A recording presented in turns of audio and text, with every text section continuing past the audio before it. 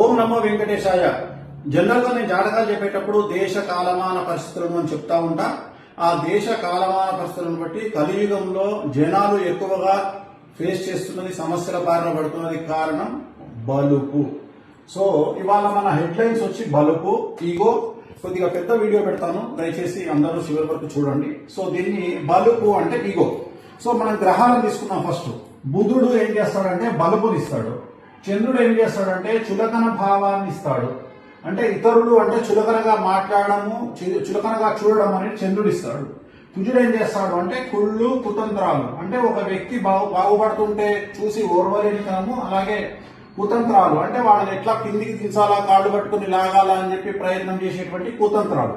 So ఒక వ్యక్తి ఇలాంటి పనులు ఎందుకు చేస్తాడు అంటే ఒక వ్యక్తికి ఈగో ఎందుకు వస్తుంది, ఒక వ్యక్తికి చులకన భావం వేరే వాళ్ళంటే ఎందుకు వస్తుంది, ఒక వ్యక్తి ఇతరులను చూసి కుళ్ళుకోవడము లేదా కుతంత్రాలు చేసి అతన్ని కిందికి లాగడము లాంటివి ఎందుకు చేస్తాడు అంటే ఎవరి జాతకంలోనైతే బుధుడు లేదా చంద్రుడు లేదా కుజుడు 1వ స్థానంలో అంటే లగ్నంలో, 6వ స్థానంలో, 8వ స్థానంలో, 12వ స్థానంలో, అలాగే చంద్రుడు 1, 6, 8, 12, అలాగే కుజుడు 1, 6, 8, 12 లేదా ఈ చంద్రుడి మీద, బుధుడి మీద, కుజుడి మీద శని దృష్టి ఉన్నట్లయితే, ఈ ముగ్గురిలో శని దృష్టి ఉన్నట్లయితే సో వీళ్ళు ఇలాంటి పనులు చేస్తారు. బేసిక్ గా ఇలాంటి పనులు ఎందుకు చేస్తారంటే ఈ చంద్రుడు, కుజుడు, బుధుడు అనేటువంటి వాళ్ళు నేను చెప్పినట్లుగా లగ్నంలో 6, 8, 12లో ఉండడం వల్ల ఇలాంటి పనులు చేస్తారు. అలాగే శని దృష్టి ఉండడం వల్ల కూడా ఇలాంటి పనులు చేస్తారు. సో మరి ఇలాంటి పనులు చేసినప్పుడు వాళ్లకు ఇవాళ మనం బాగానే ఉంటాం. అంటే ఉదాహరణ ఒక పదవిలో ఉన్న వ్యక్తి తను తోపు పనులు చేసినప్పుడు ఇప్పుడు ఎలాంటి వాళ్ళు ఇలాంటి బిహేవింగ్ చేస్తారు. ముందుగా రాజకీయంలో ఉండే వాళ్ళు పదవిలో ఉన్నప్పుడు వాళ్ళ బిహేవింగ్ అనేటువంటిది చాలా విచిత్రంగా ఉంటుంది. అలాగే డబ్బు, హోదా ఉన్న వాళ్ళు చాలా విచిత్రంగా బిహేవ్ చేస్తారు. ఉదాహరణ డబ్బు అనేటువంటిది రాజభోగం కిందికి వస్తుంది. రాజభోగం అంటే విపరీతమైన లగ్జరీస్, కార్లు, బిల్డింగులు, వ్యాపారాలు, ఇతరత్రా చాలా ఉన్న వాళ్ళను డబ్బు ఉన్న వాళ్ళను అంటారు. అలాగే హోదా ఉన్న వాళ్ళు, దీంట్లో బ్యూరోక్రాట్లు, ఐపీఎస్లు, ఐఏఎస్లు, ఎంఆర్ఓలు, ఆర్డీఓలు, జాయింట్ కలెక్టర్లు లేదా ఇన్కమ్ ట్యాక్స్, సిబిఐ అలాంటి వాటిల్లో పనిచేసే వాళ్ళు, వీళ్ళందరూ కూడా దీని కిందకి వస్తారు. అంటే హోదా అంటారు దాన్ని.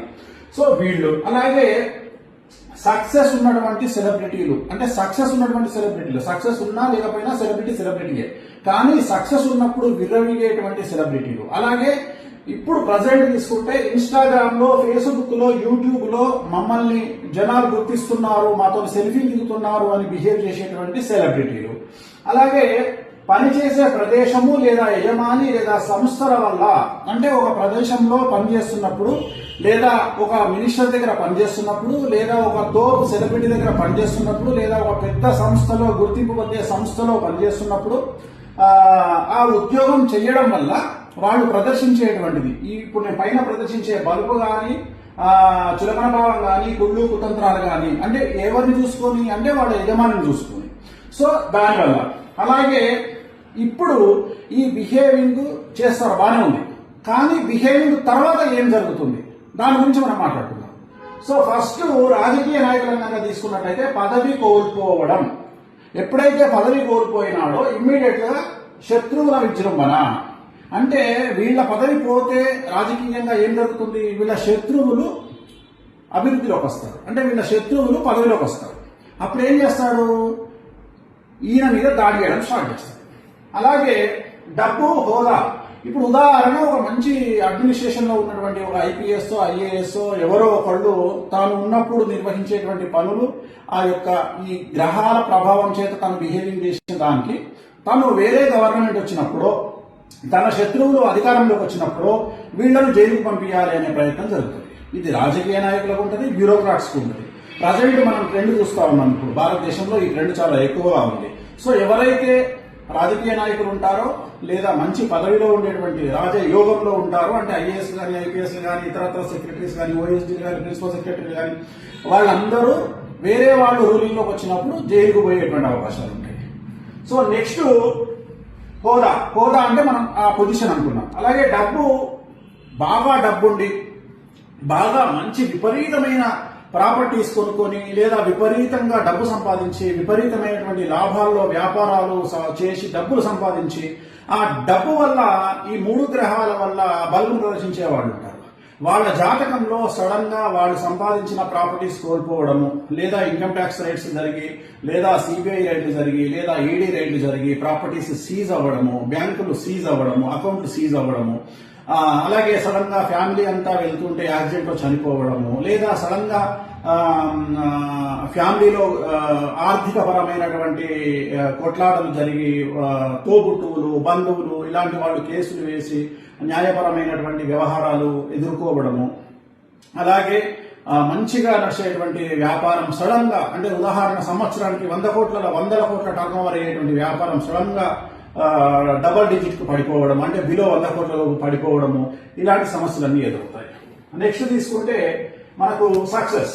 సో ఈ సక్సెస్ ఏంటి అంటే ఈ సెలబ్రిటీ స్టేటస్. ఈ సినిమా హిట్ ఉన్నప్పుడు ఒకలాగా బిహేవ్ చేస్తారు, సినిమా హిట్లు అయిపోయిన తర్వాత ఒకలాగా బిహేవ్ చేస్తారు. సినిమా హిట్లు అయిపోయినప్పుడు రెచ్చిపోతారు, సినిమా హిట్లు లేనప్పుడేమో డిప్రెషన్ లోకి వెళ్ళిపోతారు, రూమ్ లో నుండి బయటికి రారు. అలాగే నెక్స్ట్ సెలబ్రిటీ, ఇన్స్టాగ్రామ్ కానీ, యూట్యూబ్ కానీ, ఫేస్బుక్ కానీ, వీళ్ళకి ఏంటంటే సెల్ఫీలు ఇస్తే చాలు, సో రచ్చ. సో వీళ్ళలో ఎప్పుడు సడన్ గా వీళ్ళకున్న ఫేమ్ తగ్గిపోవడం, వీళ్ళ అకౌంట్ క్లోజ్ అవ్వడం, ఉదాహరణ ఇన్స్టాగ్రామ్ అకౌంట్ పోయింది, యూట్యూబ్ అకౌంట్ పోయింది, ఇలాంటి అకౌంట్ పోయినప్పుడు వీళ్ళు సమస్యల బారిన పడడం, అంటే వీళ్ళకు వచ్చే ఇన్కమ్ సోర్స్ తగ్గిపోతుంది. యూట్యూబ్ లో పెట్టే కంటెంట్ ఎప్పుడైతే పెట్టలేరో తగ్గిపోతుంది. అలాగే ఎక్కువగా సెలబ్రిటీలు బయటకు వచ్చినప్పుడు ఏమైందంటే మీడియా అటెన్షన్, జనాల అటెన్షన్ వాళ్ళ మీద ఉండి వాళ్ళ మీద లేనిపోయినటువంటి ప్రాపగండా జరిగి, నెగిటివ్ ప్రాపగండా జరిగి, దాన్ని కొంతమంది ఎదుర్కొని తలెత్తుకొని ఫైట్ చేసి బయటకు వచ్చేవాళ్ళు ఉంటారు, కొంతమంది డిప్రెషన్ లోకి వెళ్ళేవాళ్ళు ఉంటారు. సో దానివల్ల డిప్రెషన్ లోకి వెళ్ళడము. నెక్స్ట్ పనిచేసే ప్రదేశాల వల్ల ఎక్కువగా బలుపును ప్రదర్శించడం, అంటే ఉదాహరణ ఒక దగ్గర పనిచేసే వ్యక్తి తన యజమాని చూసుకోనో, తన పదవిని చూసుకోనో, తన పలుకుబడిని చూసుకోనో రెచ్చిపోయి తీరా ఉద్యోగం నుండి యజమాని తీసేశాడు, లేదా తనే ఆ ఉద్యోగం నుండి బయటికి రావాల్సి వచ్చింది. సో ఉద్యోగం లేకపోతే తన పరిస్థితి ఏంటి? సో తను ఎవరెవరినైతే బాధించాడో వాళ్ళందరూ టార్గెట్ చేసే అవకాశం ఉంది. సో ఆ ఉద్యోగం లేకపోవడం వల్ల ఫైనాన్షియల్ ఇబ్బందులు ఎదుర్కొనే అవకాశం ఉంది, సమాజంలో 10 మంది దాడి చేసే అవకాశం ఉంది. సో ఇవన్నీ, ఈ సమస్యలన్నీ వీళ్ళు ఎందుకు బిహేవ్ చేస్తారో అనేది మనం చెప్పుకున్నాం. ఎప్పుడు వస్తాయి సమస్యలు అనేది మాట్లాడుకుందాం.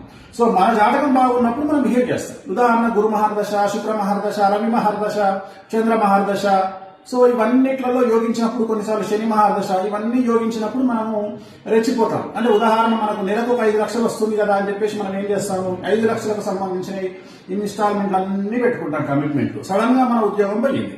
ఏంది పరిస్థితి? 5 లక్షల రూపాయలు రావడం ఆగిపోయింది. ఏంది పరిస్థితి? ఫైనాన్షియల్ గా మనం ఇన్స్టాల్మెంట్లు కట్టలేదు.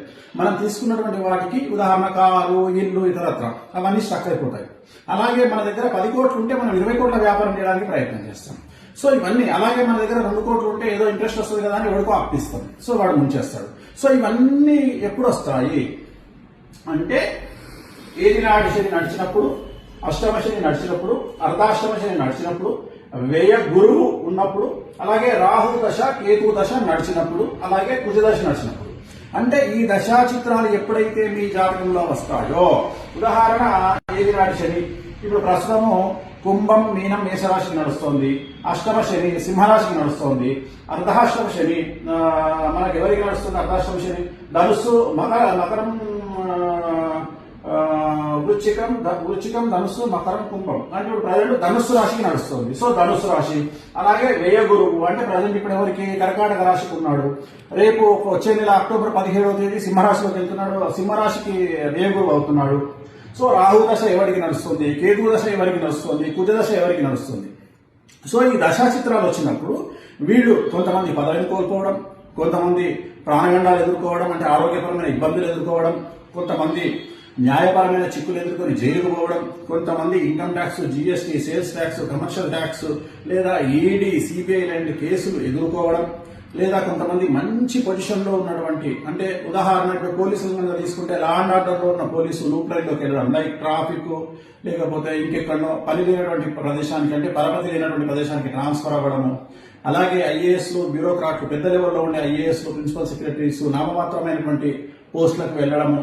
సో ఇవన్నీ కూడా ఎదుర్కొనేటువంటి అవకాశాలు ఉంటాయి. కాబట్టి ఎప్పుడే కానీ మన పరిస్థితి బాగుంది కదా అని మనం ఎప్పుడు కళ్ళు నెత్తికెక్కినట్టుగా బిహేవ్ చేయవద్దు. సో సాధ్యమైనంత వరకు చాలా జాగ్రత్తగా ఉండాలి. ప్రజెంట్ భారతదేశ కాలమాన పరిస్థితులను బట్టి బట్ట కాల్చి మీదేయడం అనేటువంటిది చాలా ట్రెండింగ్ లో ఉంది. సో నేను నీ మీద బురద చల్లుతాను, నువ్వేమన్నా చేసుకో, నాకు సంబంధం లేదు. సో నేను తిట్టొచ్చు కానీ నువ్వు నా జోలికి రావద్దు, నేను నిన్ను విమర్శించవచ్చు, నువ్వు నా జోలికి రావద్దు. సో ఇలాంటి వ్యవహారం నడుస్తున్నటువంటి భారతదేశ ట్రెండ్. అలాగే నరఘోష చాలా తీవ్రంగా ఉంది. ఒక కారులో మీరు ఎక్కిపోతున్నా, మీ ఫ్యామిలీ వెళ్తున్నా చూసి తట్టుకునేటువంటి జనాలు లేరు. అది స్నేహితులైనా, బంధువులైనా, మన వాళ్ళు ఎవరైనా సరే. ఒక ఉద్యోగం మంచిది వచ్చినా, ఒక కారు కొనుక్కున్నా, ఒక పెళ్లి చేసుకున్నా, ఒక ఇల్లు కట్టుకున్నా, సో ఏది చేసుకున్నా నరఘోష, నరదృష్టి అనేది చాలా తీవ్రంగా ఉంది. అది తిరుమల వెంకటేశ్వర స్వామి వారికే తప్పడం లేదు నరదృష్టి. సో మనం ఎంత వాళ్ళము, సో నరదృష్టి అనేటువంటిది రెగ్యులర్ గా ఉంటుంది. సో మరి వీటికి ఏం చేసుకోవాలి అంటే, భగవంతుడు కమాండ్ చేసే జాతకం 88% అయితే మన చేతిలో 12% అనేటువంటిది తగ్గి ఉండడం. సో మనం ఎప్పుడైతే మనకు ఎదురుగాలి వీస్తుంది అని అనుకుంటామో అప్పుడు తగ్గి ఉండడము. అలాగే ఈ రోజు మనము పొజిషన్ లో ఉన్నాం కదా, ఈ రోజు మనం ప్రభుత్వంలో ఉన్నాం కదా, లేదా ఈ రోజు మనం డ్యూటీలో ఉన్నాం కదా, ఈ రోజు మన దగ్గర డబ్బులు ఉన్నాయి కదా, సో ఇలాంటి ఆలోచనలు చేయకండి. దీన్ని జాతక విశ్లేషణ, దేశ కాలమాన పరిస్థితుల విశ్లేషణ రెండింటినీ కలిపి నేను చెప్తా ఉన్నాను. ఎందుకంటే నా దగ్గరికి చాలా మంది వస్తుంటారు. మొన్నటి వరకు 6 నెలల వరకు మేము 100 కోట్ల బిజినెస్ చేసాం స్వామి, సడన్ గా ఇప్పుడు బిలో 10% పడిపోయింది అంటే ఒక 10 కోట్ల బిజినెస్ వచ్చింది. సో దీన్ని బేస్ చేసుకున్న వాళ్ళు ఎన్నో కమిట్మెంట్స్ ఉంటాయి. ఇప్పుడు ఉదాహరణ మైనింగ్ చేసే వాళ్ళ గురించి మాట్లాడుకుందాం. మైనింగ్ చేసే వాళ్ళు ఏం చేస్తారు, సడన్ గా కొన్ని 100 కోట్ల రూపాయల మైనింగ్ చేసేటప్పటికి ఇక్కడ ప్రొక్లైనర్, జేసీబీలు, ఇతరత్ర ఇనుము రకమైనటువంటి ఐటమ్స్ అన్ని కొనేస్తారు. కొనేసి ఒక 50 కోట్ల 100 1000 కోట్ల ఇన్వెస్ట్మెంట్ పెట్టేస్తారు. తీరా చూస్తే ఆ మైనింగ్ అనేది సడన్ గా కొత్త గవర్నమెంట్ వచ్చి లేదా ఎవరికైనా పడకపోవడం వల్ల ఆ ప్రాజెక్ట్ ఆగిపోతుంది. అప్పుడు ఏమవుతుంది, ఆ ప్రాజెక్ట్ ఆగిపోయింది అంటే మీరు పెట్టినటువంటి 100 కోట్ల రూపాయలు రిజల్ట్ అనేది శూన్యం. సో ఇలాంటివి జరిగే అవకాశం ఉంటుంది. సో అందుకనే జాగ్రత్తగా ఉండండి. ప్రస్తుతం దేశ కాలమాన పరిస్థితులు చాలా బాగాలేవు. అన్నిటికంటే ముఖ్యమైన విషయాన్ని చెప్పదలుచుకున్నా, ఎప్పుడైతే మీరు సెలబ్రిటీయో, డబ్బు సంపాదించడమో, మీకు పేరు ప్రఖ్యాతులు వచ్చినాయో ఖచ్చితంగా మీరు సమాజంలో సమస్యలను ఎదుర్కోబోతున్నారు అని మానసికంగా ఫిక్స్ అవ్వండి. ఈ సమాజంలో శుద్ధపూస ఎవ్వరూ లేరు కాబట్టి ఎవడో మనల్ని విమర్శిస్తాడు, ఎవడో మనల్ని తప్పుపడతాడు, లేదా ఎవడో మన గురించి ప్రాపగండ చేస్తాడని మర్చిపోండి. ఎందుకంటే ఎవరు శుద్ధపూసలు కాదు. సమాజంలో తప్పు చేయకుండా బతికేవాడు ఎవడూ లేడు. అలాగే సక్సెస్ అనేది వాడు వస్తుంది, రేపు వెళ్తుంది. ఈ రోజు సక్సెస్ రాగానే పొంగిపోవడము, కింగిపోవడము తప్పు. సక్సెస్ ఎలా కొట్టాలని ఆలోచించండి. ఒక సినిమా హీరో, మీకు తెలియకపోవచ్చు, సినిమా హీరోలు ఫెయిల్ అయితే సంవత్సరం నుండి కూడా బయటికి రానటువంటి సినిమా హీరోలు నాకు తెలుసు. అలాగే మంత్రి పదవులు కోల్పోయి ఎమ్మెల్యేలుగా ఓడిపోయి సంవత్సరాలు ఇంట్లో ఉండి డిప్రెషన్కి లోనైనటువంటి రాజకీయ నాయకులు నాకు తెలుసు. అలాగే లవ్ ఫెయిల్యూర్ అయ్యి నమ్మినవాడు మోసం చేసిన హీరోయిన్లు నాకు తెలుసు. సో ఇలా చాలా మంది చాలా రకాలుగా నా దగ్గరికి వస్తుంటారు. సో ఎందుకు చెప్పాలనుకుంటున్నానంటే, జాతకాన్ని కూడా మనం 12% స్వయంకృతాపరాధం అంటాం. అంటే గాలిలో దీపం పెట్టి దేవుడు ఏమంటాడంటే, దేవుడా అని చెప్పి మనం ఆశించొద్దంట, మన ప్రయత్నం మనం చేయాలంట. ఏం చేస్తున్నాము, దేవుడు ఆడ గాలిలో దీపం ఉంటే అట్లీస్ట్ ఆ 2 చేతులతో దీపాన్ని ఆపే ప్రయత్నం చేస్తున్నాం. అంటే గాలిని కంట్రోల్ చేసే ప్రయత్నం మనం చేస్తే భగవంతుడు అనుకుంటాడట, ఓహో వీడు ప్రయత్నం చేస్తున్నాడు కాబట్టి వీడికి నేను సహకరించాలి అని గాలిని కంట్రోల్ చేస్తాడంట. సో నేను అనేది పాయింట్ ఏంటంటే, మనకు భగవంతుడు సహాయం ఎలాగో ఉంటుంది, కానీ మనం చేసే ప్రయత్నం, మానవ ప్రయత్నం మిస్ అవుతుంది. ఆ ప్రయత్నాన్ని చెయ్యండి. చాలా మంది మేము కష్టపడి పైకి వచ్చినామంటారు. కష్టపడి పైకి వచ్చినామనే మాట ఇక మీదట మాట్లాడకండి. కసితో పైకి వచ్చినామని మాట్లాడండి. ఎవడైనా కష్టం చేస్తేనే పైకి వస్తాడు, కష్టం చేయకుండా ఎవరు పైకి రారు. కానీ కసితో పని చేయండి. కలియుగంలో ఇప్పుడు మనం ఉన్నటువంటి సమయంలో కష్టపడి పని చేస్తే సక్సెస్ దక్కదు, కసితో పని చేస్తే సక్సెస్ దక్కుతుంది. అలాగే ఎంత ఎదిగినా ఒదిగి ఉండడం అనేటువంటిది నేర్చుకోండి. సో ఇది మానవ ప్రయత్నం అని చెప్తా ఉన్నా నేను. అలాగే డబ్బులు చేతిలో ఉన్నాయి కదా అని ఇష్టం వచ్చినట్లుగా ఇన్స్టాల్మెంట్లో వస్తువులను కొనడము, ఇష్టం వచ్చినట్లుగా కార్లు కొనడము, ఇష్టం వచ్చినట్లుగా షో ఆఫ్ చేయడము మరీ ఎక్కువైపోయింది ప్రస్తుత కలియుగంలో. సో జాగ్రత్తగా ఉండండి. రాబోయేటువంటి పరిస్థితులు చాలా కష్టతరంగా ఉండేటువంటి అవకాశాలు ఉన్నాయి. ఎందుకంటే గురువు ఎప్పుడూ అతిచారంలోకి వెళ్ళలేదు. ఫస్ట్ టైం నాకు బుద్ధి తెలిసినప్పటి నుండి గురువు సంవత్సరంలో 2 రాశులు మారుతా ఉన్నాడు. గురువు ఎప్పుడు ఒకటే సంవత్సరంలో ఒకటే రాశి మారుతాడు. అలాంటిది వచ్చే నెల అంటే అక్టోబర్ 17వ తేదీ నుండి డిసెంబర్ 5 వరకు గురువు మిథున రాశి నుండి కర్కాటక రాశిలోకి ప్రవేశిస్తా ఉన్నాడు. తిరిగి అక్కడి నుండి మళ్ళీ వెనక్కి వస్తా ఉన్నాడు. సో ఇది మనం ఎక్స్పెక్ట్ చేయనటువంటి గ్రహ గమనములో ఒక అతిపెద్ద మార్పు, ఒక అతిపెద్ద సంచలనం. కాబట్టి ప్రతి మనిషి, గురువు అంటే ఏంటండి, అరే వాడికి గురుబలం ఉందా అంటారు. సో గురుబలం ఉంటేనే ఈ సెలబ్రిటీలు కానీ, పొలిటీషియన్లు కానీ, హీరోయిన్లు కానీ, హీరోలు కానీ, సెలబ్రిటీ స్టేటస్ కానీ, ఏదో ఒకటి విఐపి స్టేటస్ కానీ, బ్యూరోక్రాట్ స్టేటస్ కానీ, పదవి కానీ, ఇవన్నీ గురుబలం వల్ల వచ్చేవి. సో ఇప్పుడు రాబోయేటువంటి 48 రోజుల పాటు గురువు తాను సడన్ గా ఒక రాశిలోకి నుండి ఇంకో రాశిలోకి వెళ్ళి మళ్ళీ వెనక్కి వస్తా ఉన్నాడు. అంటే ఉదాహరణ, మనం విమానం నడిపేటప్పుడు, కారు నడిపేటప్పుడు, పడవ నడిపేటప్పుడు, ఏదైనా ప్రయాణం చేసేటప్పుడు సడన్ గా ముందుకెళ్తున్నటువంటి బండిని సడన్ గా బ్యాక్ గేర్ వేస్తే, వెనకకి గేర్ మారిస్తే ఒక్కసారి ఏమైపోతుంది, క్రాష్ అయిపోతుంది. సో అలాంటి ఒక సిచ్యువేషన్ మనకు రాబోతా ఉంది. ఆర్థికంగా ఏదైనా సంచలనం జరగవచ్చు. సో ఇవన్నీ ఎవరైతే ఇప్పుడు నేను చెప్పినటువంటి గ్రహ గమనాలు ఉన్నాయో, ఈ గ్రహ గమనాన్ని బేస్ చేసుకొని జాగ్రత్తగా ఉండండి. రాబోయే కాలంలో వాటికి సంబంధించినటువంటి రెమెడీస్ మీ దగ్గరలో ఉన్నటువంటి జ్యోతిష్కులను కానీ, పంతులను కానీ, పండితులను కానీ అడిగి తెలుసుకోండి. సాధ్యమైనంత వరకు అనియమనిగా ఉండండి. సాధ్యమైనంత వరకు డౌన్ టు ఎర్త్ గా ఉండండి. కొద్దిగా ఈగోను అలాగే అతిని తగ్గించుకొని మెరగడానికి ప్రయత్నం చేయండి. ఓం నమో వెంకటేశాయ.